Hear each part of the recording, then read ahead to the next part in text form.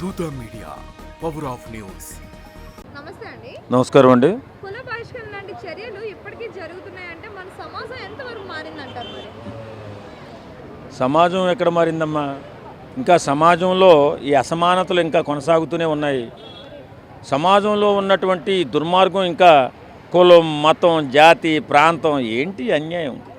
ఇంత ఆధునిక యుగంలోకి వచ్చిన తర్వాత కూడా ఇంకా కులాల గురించి, మతాల గురించి, ప్రాంతాల గురించి మనుషుల మధ్య వైషమ్యాలు పెరిగిపోతున్నాయి. చాలా దుర్మార్గంగా మారిపోతున్నారు. ఇది మారాలి మారాలి మారాలని చెప్పి చాలా సంవత్సరాల నుంచి మన వాళ్ళు పోరాటం చేస్తూనే ఉన్నారు. ఇంకా కులం ఏంట్రా నాయన, నాకు అర్థం కావట్లా. ఇలా కులమతాలను కొట్టుకుని కుళ్ళిపోయే కనుక్కుంటే కూడా అందరం కూడా మంచిగా బతకాలి, అందరం కూడా ఆనందంగా ఉండాలి, అందరూ కూడా ఆరోగ్యంగా ఉండాలని ఆలోచించాలి తప్ప ఇలాంటి నీచ సంస్కారానికి దిగజారకండి, నీచ సంస్కృతికి ముందుకు వెళ్ళకండి. ఖచ్చితంగా అందరం కలిసి మన మనుషులం, అందరం కలిసిమెలిసి ఉండాలి, కలిసి మన కష్టాలను సుఖాలను పంచుకోవాలి తప్ప ఇలా దుర్మార్గంగా మారకండి అని చెప్పి కోరుకుంటున్నాను. అంటే గ్రామస్తులు అంత్యక్రియలు కూడా రావట్లేదు అంటే సమాజం ఎట్టిపోతుంది, మానవత్వం ఏమైపోతుంది? అందశ్రీ గారు చెప్పినట్టు మాయమైపోతున్నడమ్మా మనిషి అన్నవాడు అనే ఒక పాట ఎప్పుడో అందశ్రీ గారు పాడారు. నిజమే ఇది. వాస్తవంగా మనిషి చనిపోయిన తర్వాత కూడా కులం గురించి, మతం గురించి, జాతి గురించి ఆలోచించి అంత్యక్రియలకు కూడా వెళ్లకుండా ఇంత నీచాతి నీచమైనటువంటి దౌర్భాగ్య స్థితిలో మనం ఇంకా బతుకుతున్నామంటే సిగ్గేస్తుంది నిజంగా. ఒక మనిషి చనిపోయిన తర్వాత ఆ మనిషికి కులం ఉండదు, మతం ఉండదు, జాతి ఉండదు, ప్రాణం లేని మనిషికి ఏది ఉండదు.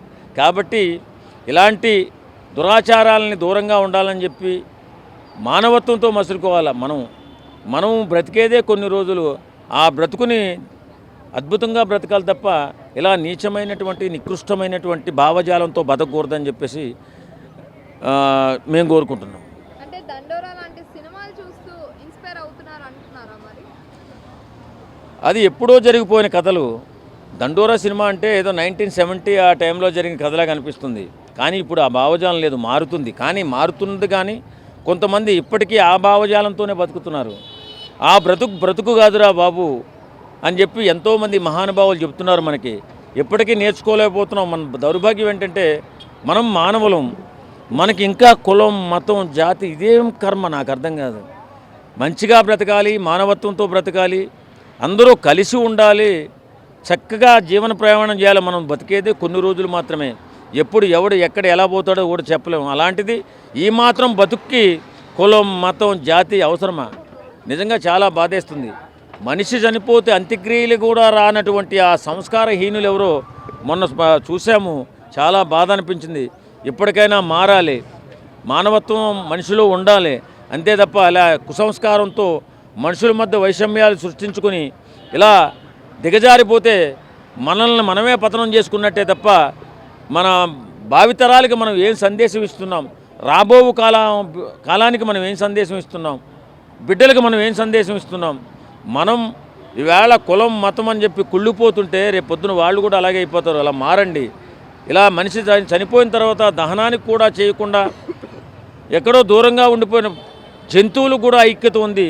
మనం కూడా ఐక్యతగా ఒకటిగా ఉండాలి. అన్ని కులాలు ఒకటిగా ఉండాలి, ఒక మతంగా ఉండాలి, ఒక ప్రాంతంగా ఉండాలి. అందరూ కూడా ఎవరికి కష్టం వచ్చినా అందరం పాలు పంచుకోవాలి, ఎవరికి సంతోషం వచ్చినా అందరం అందులో వెళ్ళాలి. అంతే తప్ప ఇలా కుల మతాల కుళ్ళుతో కొట్టుకోవద్దండి. అందరూ ఆనందంగా ఉందామండి. ఇలాంటి సంస్కారం తేకండి.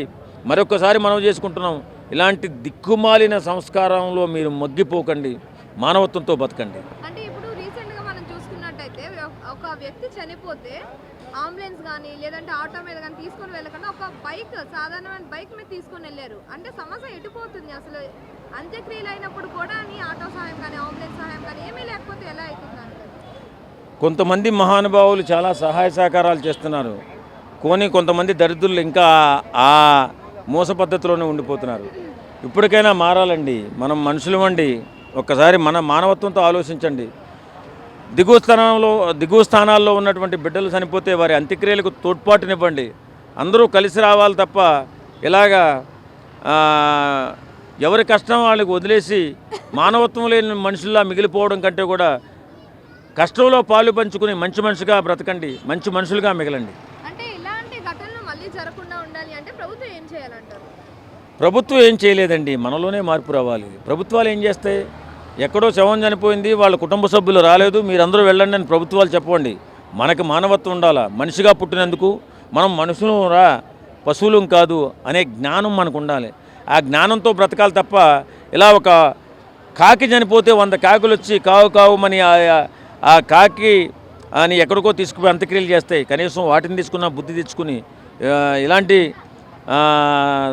వ్యవహారాల్లో కొంచెం చురుగ్గా పాల్గొని సాయంగా ఉండాలని కోరుకుంటున్నాం. For more updates, please subscribe Dutta Media.